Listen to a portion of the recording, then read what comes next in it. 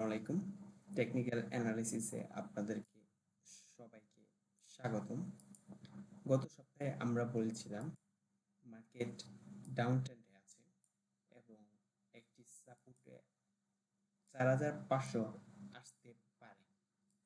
যদিও আমাদের ফরকাস্টটি ডাউন ট্রেন্ডে ছিল গত সপ্তাহে, তবে মার্কেট ডাউন ট্রেন্ডে না থেকে বরঞ্চ ভালো ৪ কর্মদিবস পজিটিভ ছিল এবং ১ কর্মদিবস নেগেটিভ ছিল এবং ভালো একটি আপট্রেন্ড ক্রিয়েট করেছিল। প্রশ্ন হচ্ছে, মার্কেট কি এখন আপ হয়ে গেছে?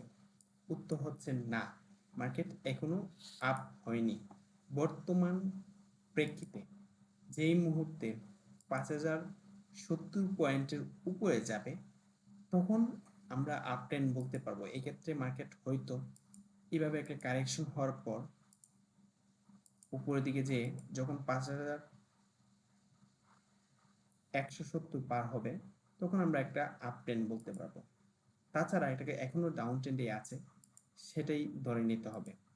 এবং আগামী সপ্তাহে খুব পসিবিলিটি মার্কেট একটু কারেকশনই থাকতে পারে। যে প্যাটার্ন এবং যে ঘটনা আছে তা কিছুটা কারেকশনই দেখা যাচ্ছে। তো আমরা সবাই সাবধানে ট্রেড করব। এই সপ্তাহের জন্য আমরা বাজারকে অবজারভেশন করব। এতটুকুই আজকের জন্য। ধন্যবাদ।